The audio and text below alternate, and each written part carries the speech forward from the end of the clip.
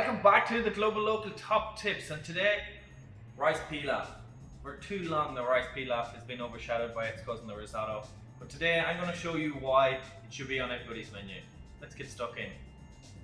Okay, for today our rice pilaf, it's such a simple dish, and we're going to use, of course, some rice, but I'm going to use some chorizo sausage here, and you can use Italian sausage or whatever kind of sausage you like. Chorizo is quite nice, but there's a little trick we have to do before we start using it. We've got some capsicum, some tomato, and some onion.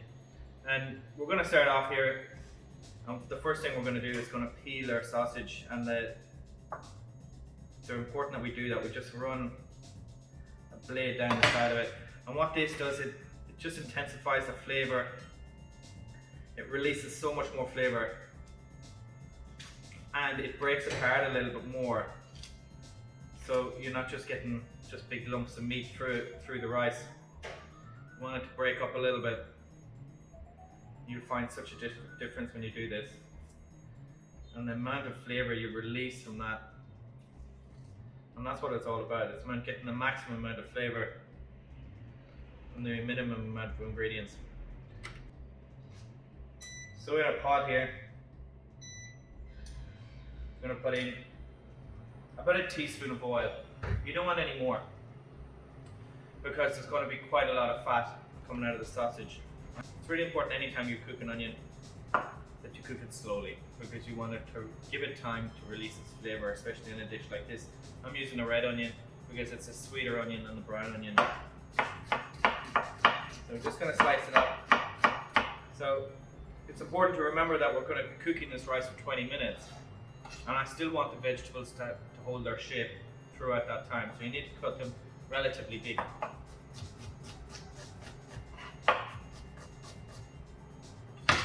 So I'm going to put them straight in.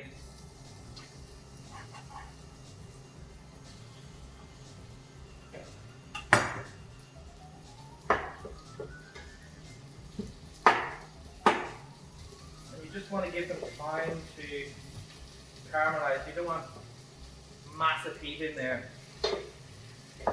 where they're just going to start to brown straight away. You want to give them time to caramelize. It'll take 4 to 6 minutes, but it's well worth it.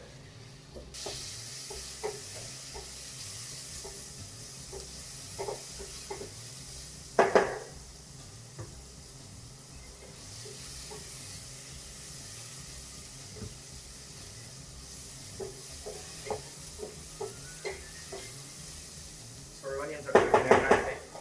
Just have another minute on them before they're ready. So I'm going to get my capsicum ready. I'm going to cut it in half, and then I'm just going to pop out the seed bulb like that from the side. This way you don't get any wastage on your capsicum. You want minimum wastage. You want to cut it into decent sized pieces. We'll cut them into squares. Just again, so we're going to be cooking for 20 minutes here.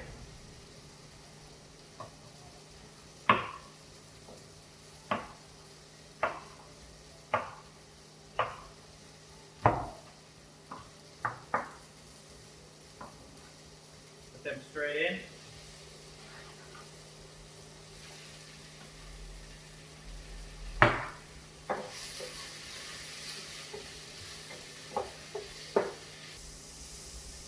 Really fantastic thing about this dish is when you release all them flavours, it's all in the pot, and then you're cooking the entire dish in the pot, so you're not losing any flavours anywhere. It's a fantastic way of cooking. So now our sausage, and now you just want to break that sausage up.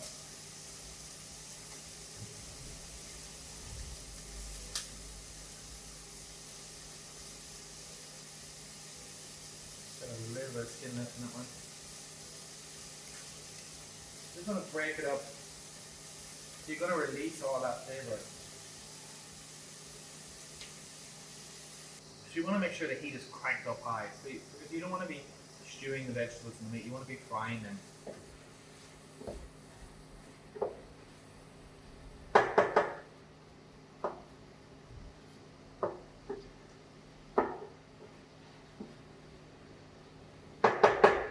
That beautiful flavour and the spiciness of the sausage coming through there. Now it's time for my rice. And we're putting it straight in there, and we want to deglaze the pan. Before we do that, we want to get the rice in there just to get it coated with the oils and the fats.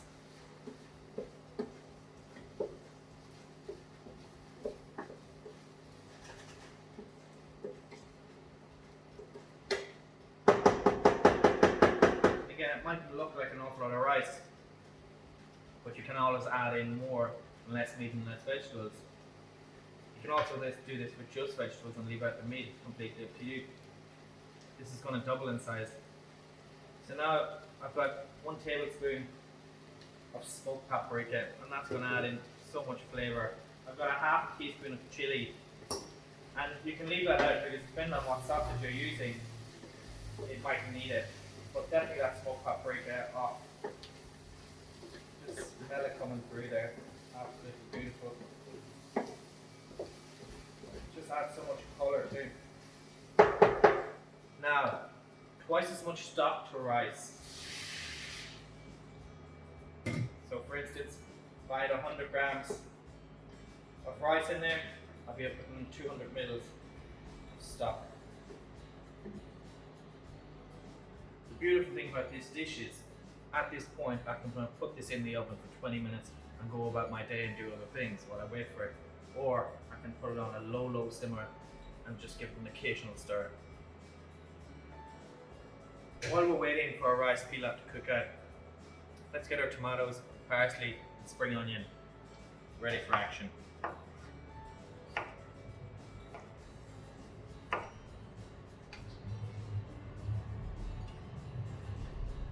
Just going to dice them up.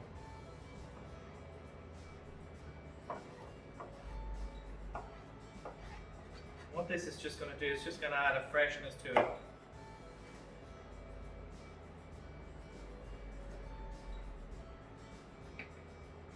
It's going to add a freshness to the pilaf.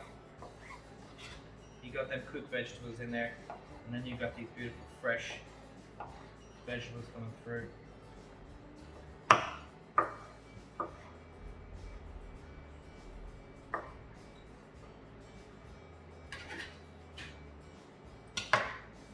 Stir. So if I had it placed in the oven right now, it would be necessary for me to stir it, because the heat is a little bit more direct here. It does need a little bit of attention. So my spring onions, just gonna lose the end here.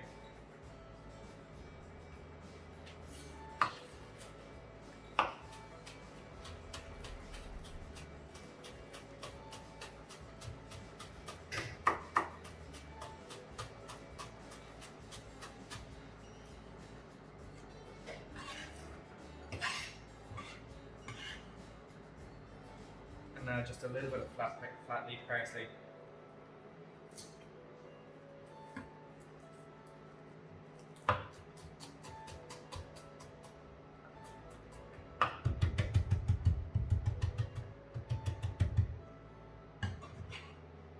That's it.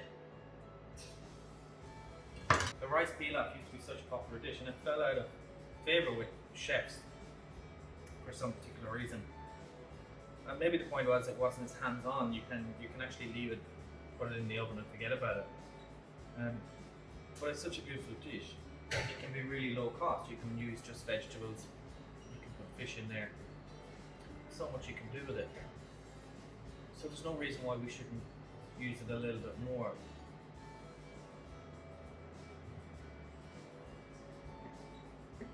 Okay, now let's have a taste and see if our seasoning is correct.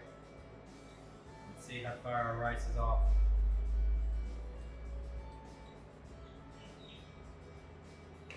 So much flavour in them sausages.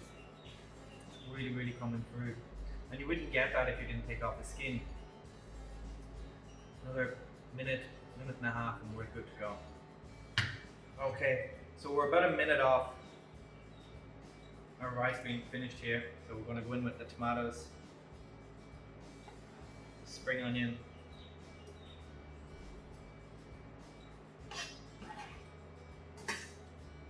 and the flat leaf parsley.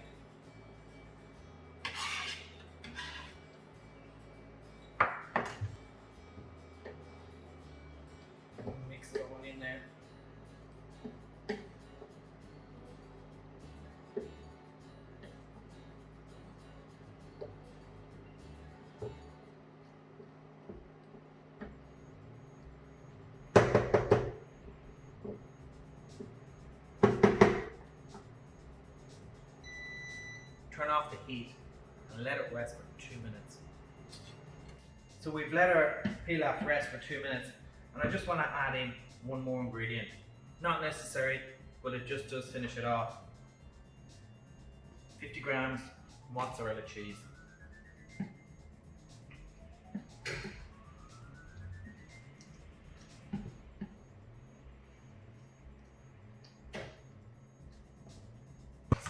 Simple as that. Straight in. You can see that mozzarella.